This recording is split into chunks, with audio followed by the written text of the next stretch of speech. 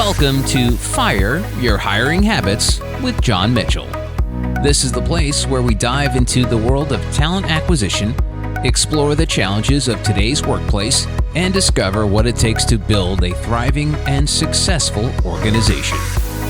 Welcome back to Fire Your Hiring Habits and my continuing conversation with the HR lady, Wendy Sellers. We've discussed the role organizational culture plays in attracting and retaining top talent, how companies can balance maintaining their core culture while adapting to changing workforce needs and expectations, and the importance of identifying company values. So, Wendy, as you know, the name of my book and podcast is Fire Your Hiring Habits. Let's get into changing hiring practices. Why is it important for organizations to reevaluate their hiring practices? Because they're wasting money. They're throwing money out the window. They are not prepared. Everyone should be treating a job opening. I don't care if you have 5 employees or 5,000 employees.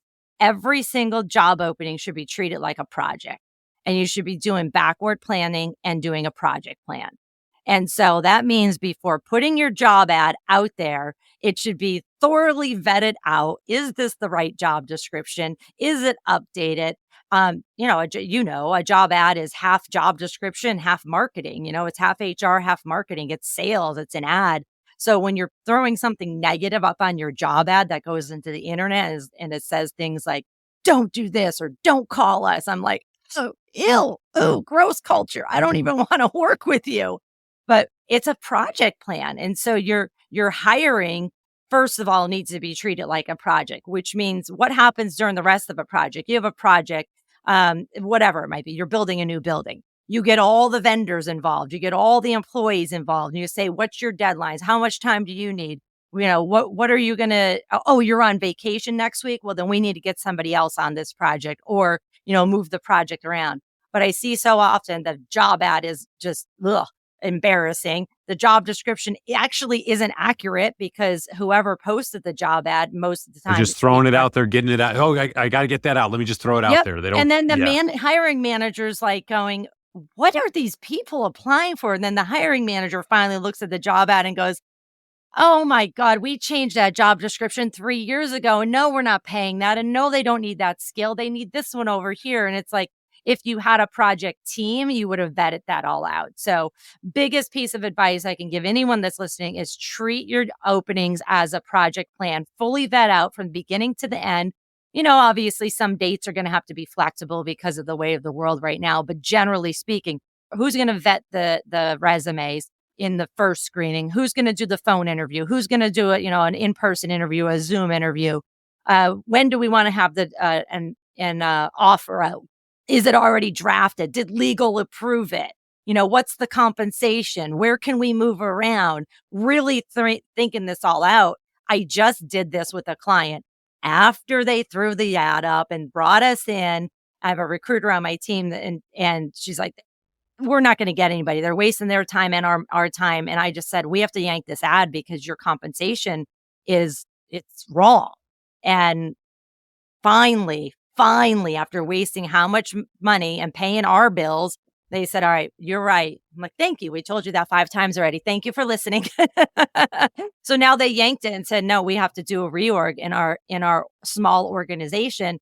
And in order to do that and give that job X amount of money, we have to give the other people in our office that money. So you really need to be thinking of hiring as a project plan. I don't know. What are your thoughts on that?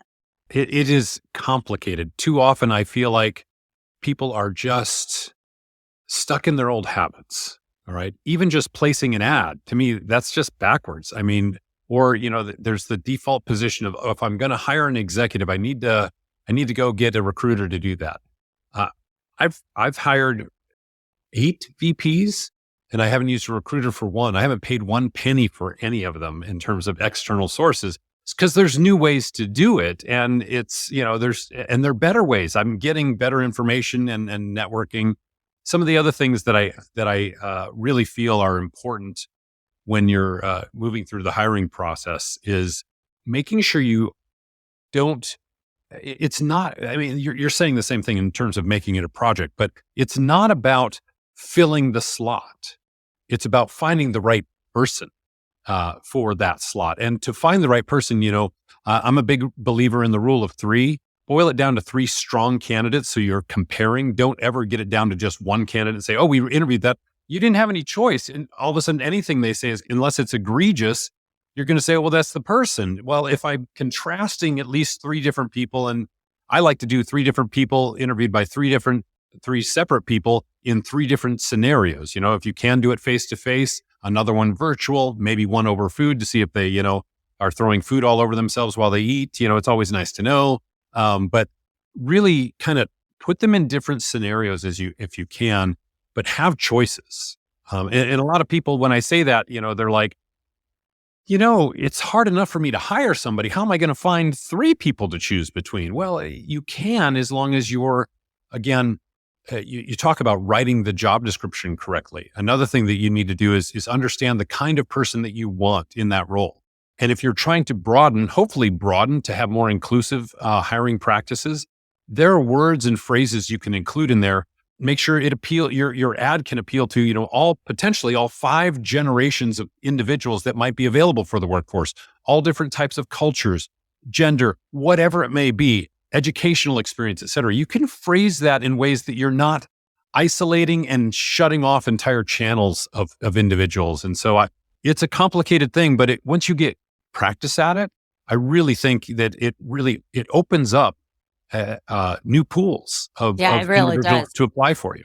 The other thing I'd say too with, hiring is be careful of the paper ceiling, the making sure that we understand that not everybody needs a degree for everything. Not everybody needs the, Don't get me going on that. I know. Trust me, I'm doing a podcast on myself soon. I'm like, it drives me crazy. And I'm somebody with 3 degrees, and I'm telling you, I didn't probably need even one of them because I I'm a figured big out a lot of proponent it. of education, but there's a lot of choices. I mean, getting certifications is a fast, very targeted way to make sure somebody has the skills and they don't have to necessarily have spent 4 years, actually it's more like 6 years, going through just trying to get a degree. Now, for those who do, I think that can be valuable, but again, it's not as specific. Yeah, exactly. I mean, to think about it, and hopefully this will change, and maybe we need to check back in 5 to 10 years on this, right? We'll put a little note on our calendar here is so many of the licenses that are run by the state require a degree, but I even question, do they? Who's getting the kickback on that, right?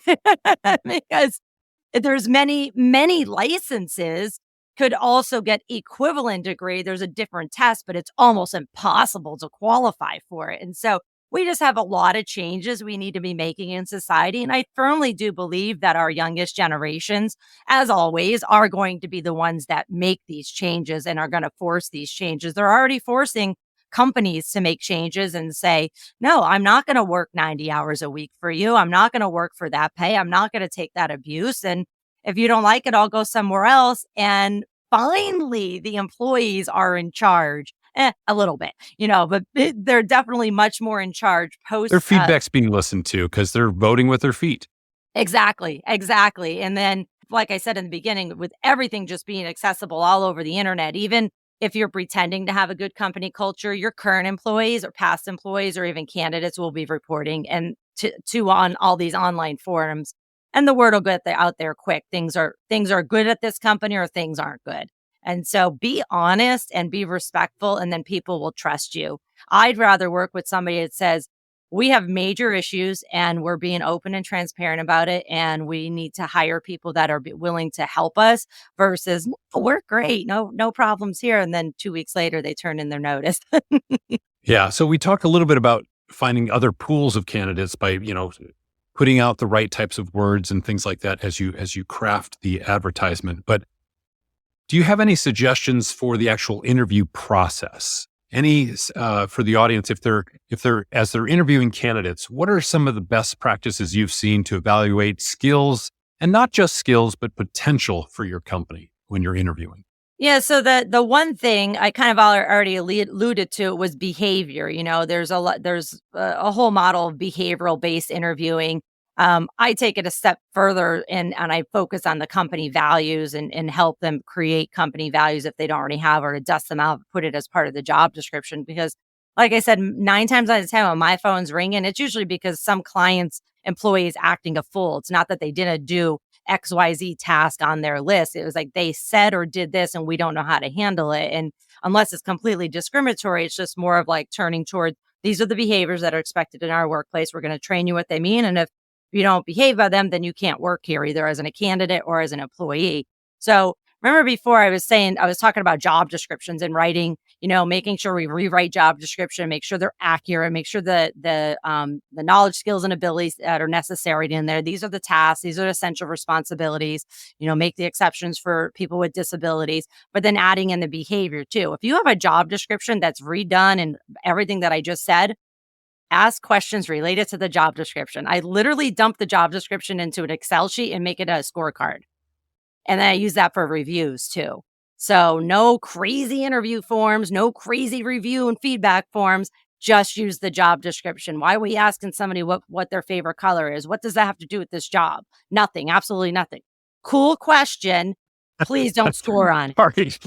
Asking somebody what their favorite color is like, I'm not 6 anymore. So why are you asking me this question? When I see these things going on, I'm just like, what? You are so going to get yourself sued by asking these questions because it has nothing to do with the job. I get you're trying to get people to see, oh, are they good conversationists? Is that required for part of the job? No, well, then I don't care. That's basically where I go to. So sticking to for job interviews is sticking to questions related to the job description and making sure they're not yes, no questions. Do you know how to do that? Yep.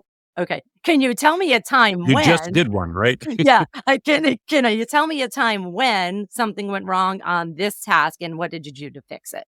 So getting a little more conversational and then knowing that. Share with me how you experienced this. Right. And then listening, because knowing that not everybody is a good interviewer.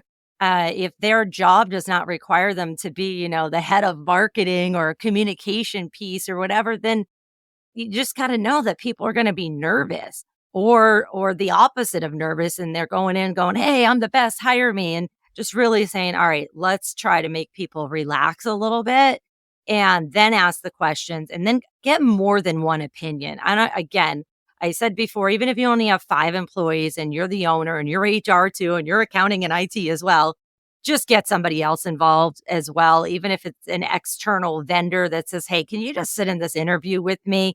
Because I want to make sure I'm not casting any judgment and that I'm hiring the right person, not the person that I part like. Of the reason the rule of 3 that I throw out there is because are you looking for just you? Because you don't want your own biases creeping in there. So if you get several different perspectives, I mean, when I interviewed to work at Bose, it was fantastic. It was horribly horrifying, but it was fantastic. It was a day and a half of, just hour-long interviews with different people, et cetera, and just a mass of people. And then after I got hired there, utilizing that structure was interesting. And, your point about not everybody is the world's greatest communicator is really important because, at Bose, we were hiring a lot of technical people, engineers, et cetera, which was great. But, a lot of it, I shouldn't say a lot. There are engineers who are not outgoing. They became engineers because they wanted to sit in a cubicle and do cool stuff and invent stuff and, leverage their math and science skills, et cetera. And so the way we measured that was not about how outgoing they were as in the interview, although I don't think we ever measured that at Bose when I was there. But it was really about, did they go to the whiteboard? It's like, did they start drawing and talking with, we're like, oh, yeah. And so you could see these team meetings afterwards where we'd be consulting about the people we had interviewed and people's faces would just light up. And he went to the whiteboard and we're like, oh, okay, what did he put on the board, And it was like, oh, we drew this thing and he went this is how we approached the problem. It was completely different. And I never saw it that way, but it was a good solution. I would have gone it this way, but it didn't matter. It still got there, And so that kind of just giving people the opportunity to express themselves in a way that makes sense. I mean, now if you're hiring for a public speaker and they, hello, hi, you're talking, that's not going to work.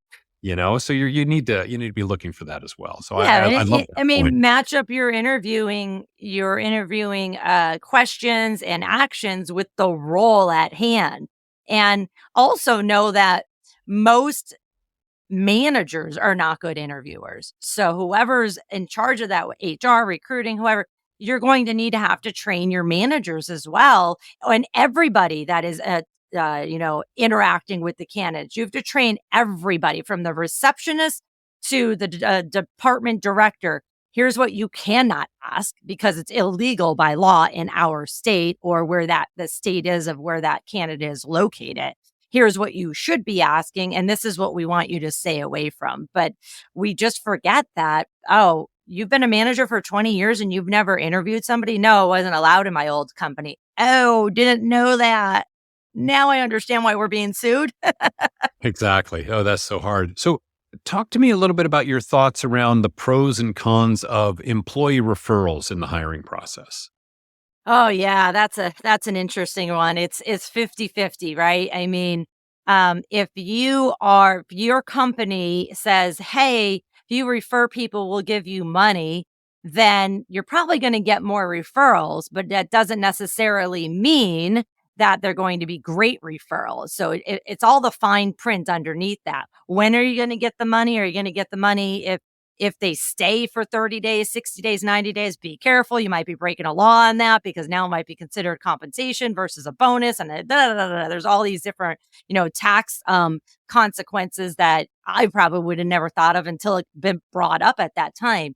So generally speaking, if you have a good culture and your managers are trained and your employees have already done a survey and said, this is the best company to work, then referrals are just going to flow. There's not necessarily going to need to be any money or tricks involved, right? Any benefits given to them. With that said, people, are hurting for cash and they may just refer somebody that's a friend of theirs. They get some money for sign-on bonus. I get some money, and then we know that my friend's not going to stay. So it's I don't have an exact answer. For some companies, it's going to be like, yes, we need the employees to help us out because we don't have a recruiting team. The other concern with the referrals is it's a little bit different the past few years because so many humans moved all over the globe.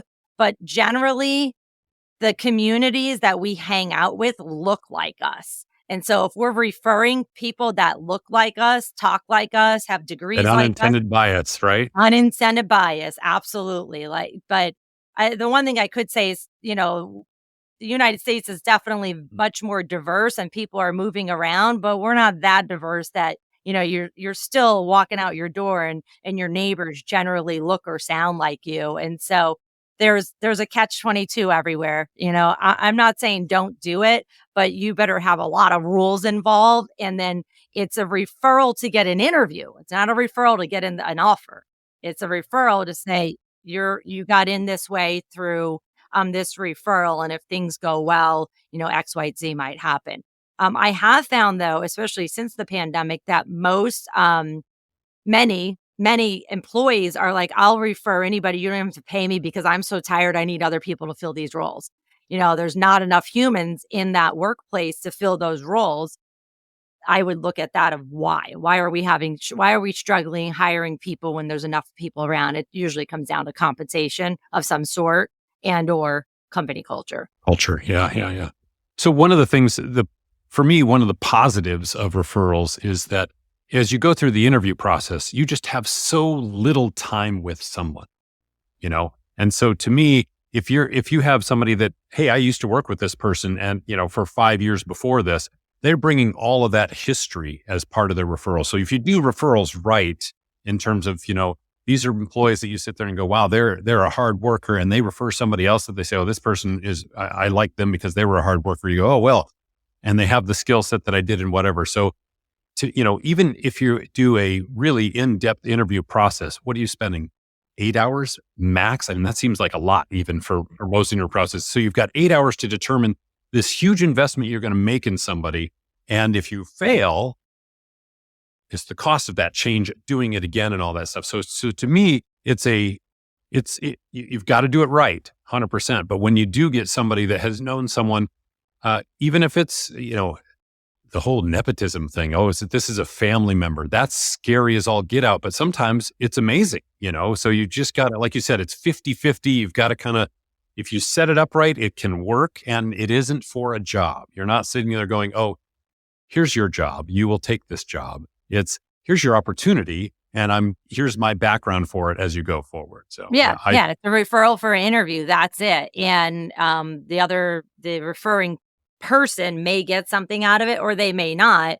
But you have to also make sure that even though you did the interview and everything was, this is the person we're going to hire and they don't work out, don't hold that other person accountable for that. Oh, no. Yeah. Of It's a course. management responsibility that it didn't work out. Right. That's correct. I just blame the manager, right? That's who we blame for everything is the manager. Exactly. Sorry. That's the joke for those of you listening at home. Hopefully you've listened to the whole podcast and didn't take that one out of context.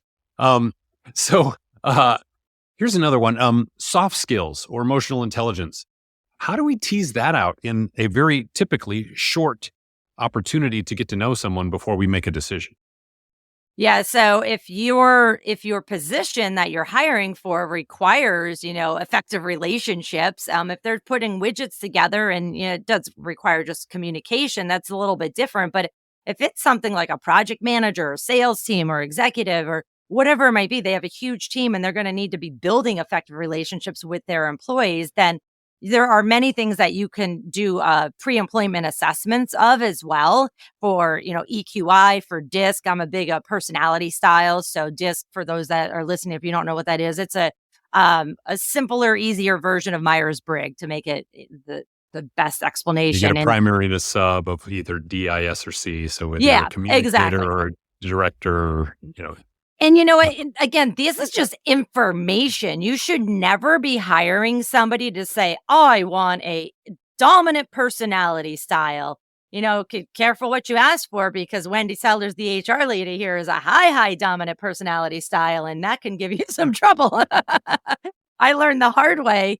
I learned about personality styles and I went, oh, I'm part of the problem. And then I wrote a book about it because I was like, whoa, I wish I had this training when I was like a kid.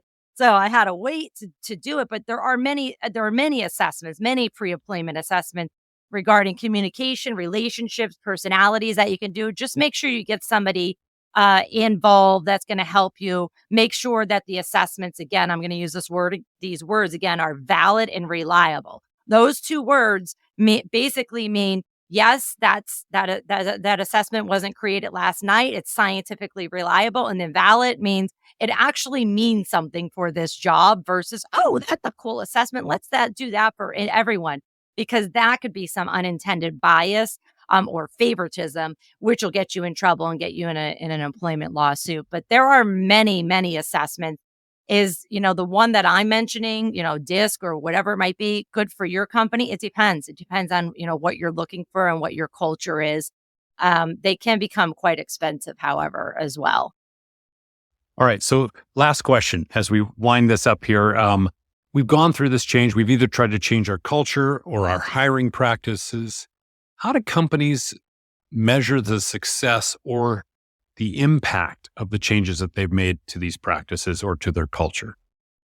So the first thing I would say is surveys, consistent surveys of employees. Now there might be surveys of the project management team. There might be surveys of directors. There might be surveys of different individuals or different roles, I should say. And then the other thing is metrics. It all comes down to metrics. What are we trying to change? Oh, we're trying to change voluntary turnover. Okay. Has that changed? Now that opens up a question too. Just because people are not quitting doesn't mean that they're producing more. So then there's other kind of metrics. So are we meeting deadlines? Are our clients happy? Do we do client and customer satisfaction survey? You can have the happiest employees there are, but they're happy because they're not working hard. Their jobs. They're happy because they're not being held accountable. Or you can have miserable employees who are very productive, but they're productive because their bonuses depend on it. So they just do what they have to do, but they're not really helping other people. They're focused only on their individual projects. So that's another, okay, you asked a question that I could probably sit here for 14 hours answering and still not get it all out. But the M word, metrics, is the number one thing. How you get that metrics is probably going to be by a lot of analysis with your systems, your finance systems, your product systems, your customer satisfaction, and then your employee satisfaction. But more importantly, in employee satisfaction is employee engagement. And then the last thing I would say, since we were just talking about hiring, is even analyzing your hiring sources. How much money did we spend on Indeed, LinkedIn, referrals, whatever it might be, an internal recruiter, an external recruiter, and have we actually achieved the goals that we were looking for? That's actually another one that's hard to, all of these that I mentioned, by the way, are hard to judge from so let's just say 2019 to 2020, 2019 to 2023, because of everything that's happening in the world and that we just keep, everything around us keeps changing. So if you're looking at a survey of any type, or even a metric, a financial metric of any type, get experts involved, because there could be another reason why that metric is different than last year. And it may have nothing to do with your management team, and it may have nothing to do with your employees or your customers. And maybe that's something stuck in a boat in China because of what's going on over there. And now that's affecting us, and we didn't plan for that. Very good. Wendy, thank you for your time today, your insights. And I know we've just barely scratched the surface of your knowledge and your expertise, but I appreciate you taking a little time to share with us and our audience. Sure. Thanks for having me. You're welcome.